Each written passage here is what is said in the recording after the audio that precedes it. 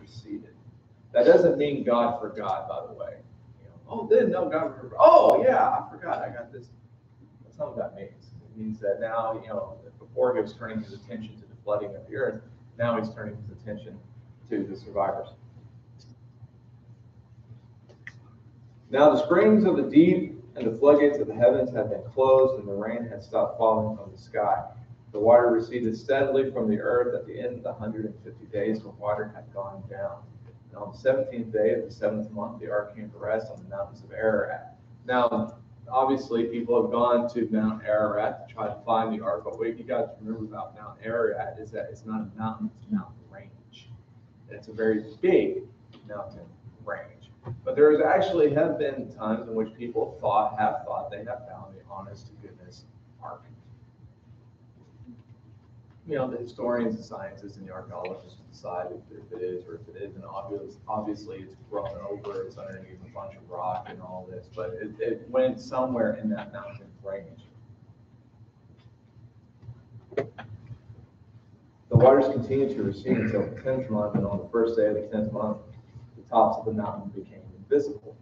40 days, Noah opened the window he had made in the ark and sent out a raven.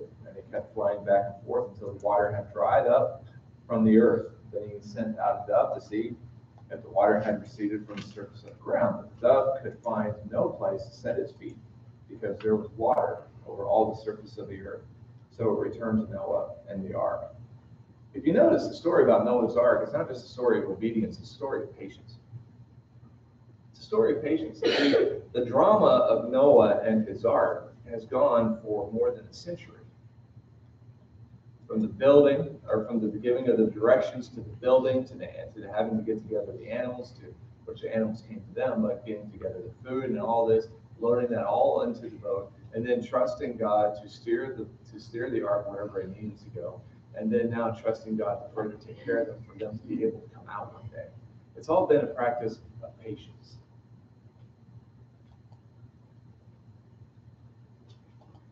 It says. In verse 10, it says, he waited 7 more days and again sent out the dove from the ark. When the dove returned to him in the evening, there in its beak was a freshly plucked olive leaf. Now, if you notice, if your Bible is like my Bible, there's an exclamation point there. That's exciting. I mean, that's not period worthy, that's exclamation point worthy. That means, goodness sakes, we might actually be able to get out of this thing. Then Noah knew that the water had receded from the earth. He waited 7 more days and sent out the dove again, but this time it did not return home because it found a place to be able to live on its own and be able to carry about its life. By the first day of the first month of Noah's 601st year, the water had dried up from the earth.